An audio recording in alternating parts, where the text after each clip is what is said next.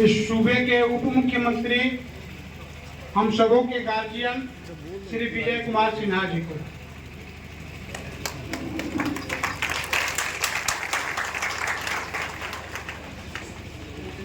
आज चंडेस ग्राम के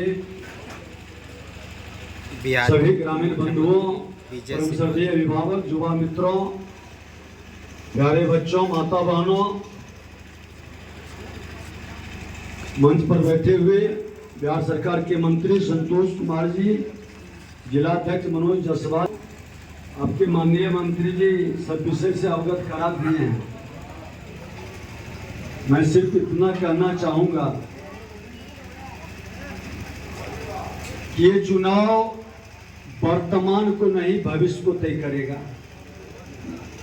ये चुनाव उस अराजकता से मुक्ति दिलाने का, एक मजबूत नींव की ईंट रखने का आपको अवसर दिया है। जो अराजकता बिहार के उस गौरव को, उस मान सम्मान को जो श्री बाबू, अनुग्रह बाबू, जननायक कर्पूरी ठाकुर, श्रद्धेय राम सुंदर दास जी जैसे लोगों के द्वारा बिहारी शब्द को सम्मान दिया गया, और आज उस बिहार को नरसंहार, हत्या, अपहरण, लूट, बलात्कार का एक वैसी विचारधारा और बिहारी शब्द को गाली बना दिया, उसी का नाम है श्रीमान लालू प्रसाद यादव, उसी का नाम है राजद। और राजद का मतलब है अराजकता। राजद जब जब सत्ता में आई है, अराजकता को लाई है। उस अराजकता को हटाने के लिए देश के प्रधानमंत्री श्रद्धेय अटल बिहारी वाजपेयी जी, माननीय नीतीश कुमार जी को सुशासन स्थापित करने के लिए अपने मंत्रिमंडल के एक योग्य मंत्री को बिहार में भेजे थे, और उन्होंने सुशासन स्थापित किया था। 2005 से 10 के बीच में अपहरण बंद हो गया, नरसंहार बंद हो गया, अपराधियों के दिल में दहशत फैला, विकास की गति बढ़ी। और जब देश के प्रधानमंत्री नरेंद्र मोदी जी आए, तुम प्रधानमंत्री और मुख्यमंत्री लालटेन युग को समाप्त कर दिए, हर घर का अंधेरा दूर किए, हर घर के अंदर एलईडी लाई। वो जाति नहीं देखे, धर्म नहीं देखे, क्षेत्र गांव नहीं देखे। उन्होंने कहा कि जो भारत माता की जय कहता है, इस धरती पर जो जन्म लिया है वह मां भारती का संतान है, उसका उत्थान कल्याण मेरा ध्येय है। सबका साथ सबका विकास करेंगे। आज उसी लिए हर घर तक पावर पहुंची है, बिजली पहुंचा है। आज आप देख रहे हैं कि 2 लेन, 4 लेन, 6 लेन, 8 लेन बिहार के अंदर चकाचक सड़क हो गई। पूरे बिहार आज देश के किसी भी स्टेट से पीछे नहीं है।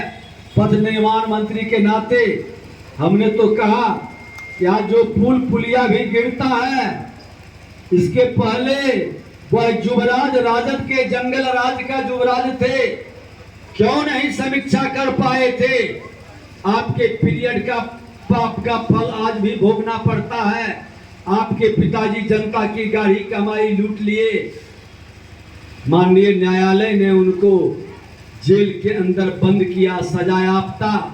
श्रीमान लालू प्रसाद यादव अपने पार्टी के राष्ट्रीय अध्यक्ष, जिस पार्टी का राष्ट्रीय अध्यक्ष सजा याफ्ता हो, भ्रष्टाचारी हो, जनता की गाढ़ी कमाई लूट करके अपने पुत्र को तेजस्वी यादव चार्टर्ड विमान पर बर्थडे मनाता हो, उस पार्टी के लोग बिहार का एक सेवक नहीं हो सकता।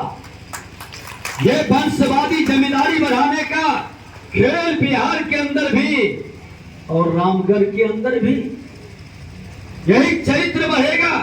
क्या बिहार के भविष्य इससे बनेगा? क्या बिहार के लोगों के भाग्य को बदलने के लिए बिहारी शब्द को जिसने गाली बनाया, वो बिहारी शब्द के गाली को मिटाने के लिए अब जात की राजनीति नहीं होगी, अब राजनीति जमात की होगी। सबका साथ, सबके विकास की बात होगी।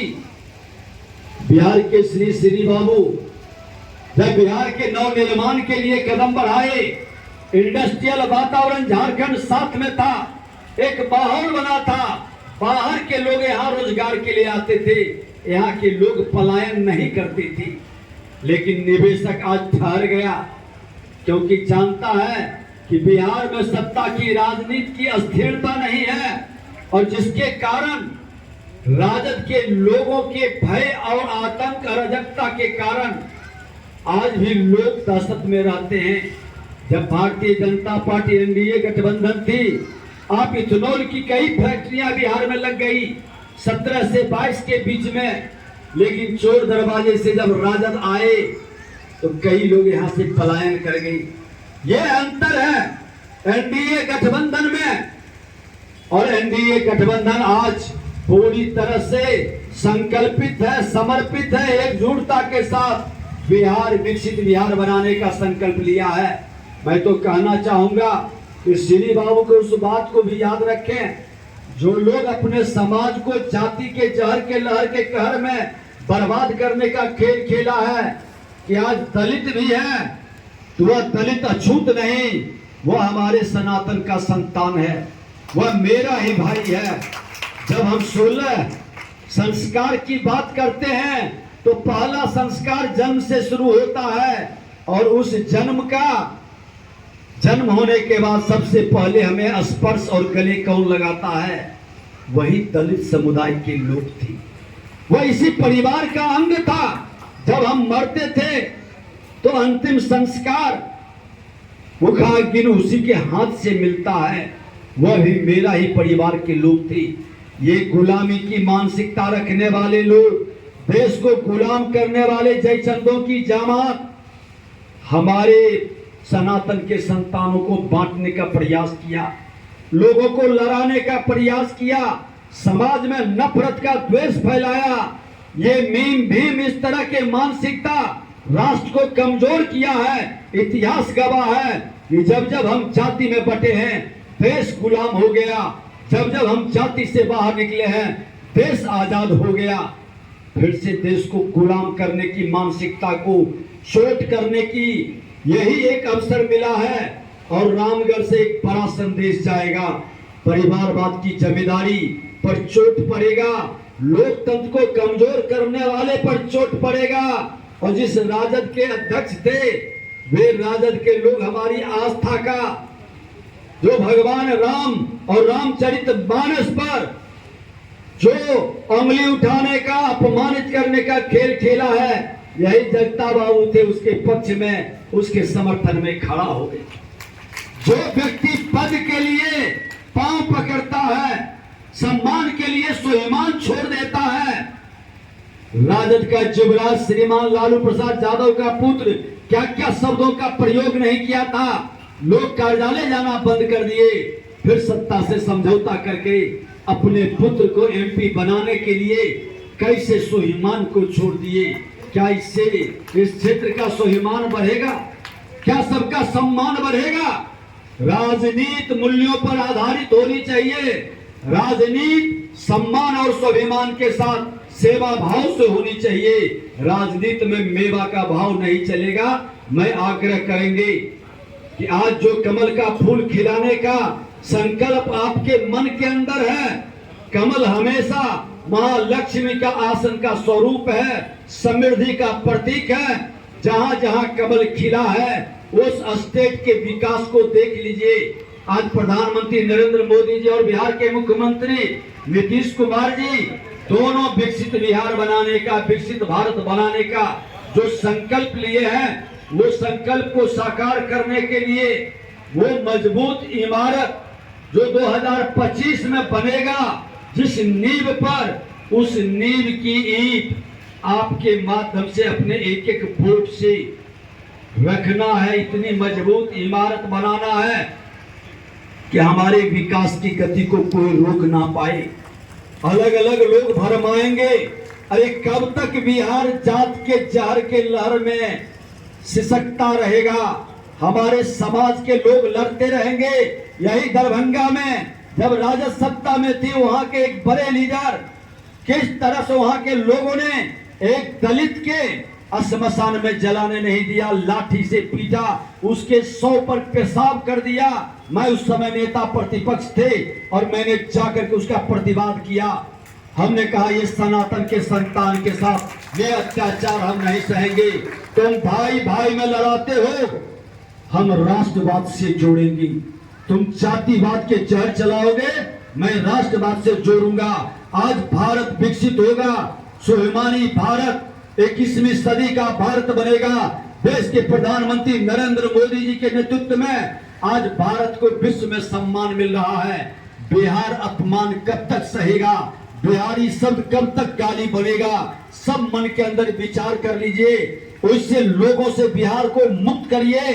जो बिहारी शब्द को लज्जित करता है, बिहार को गौरव प्रदान करने के लिए हर बिहारी सब पर भारी बने, ये भाव मन के अंदर जगा देना है। यही निवेदन करने आए हैं। अशोक जी एक अच्छे विधायक पहले थे, आप ही लोग ने आशीर्वाद देकर भेजा था, मैं भी उस समय था। मैं तो विधानसभा अध्यक्ष भी रहा हूं।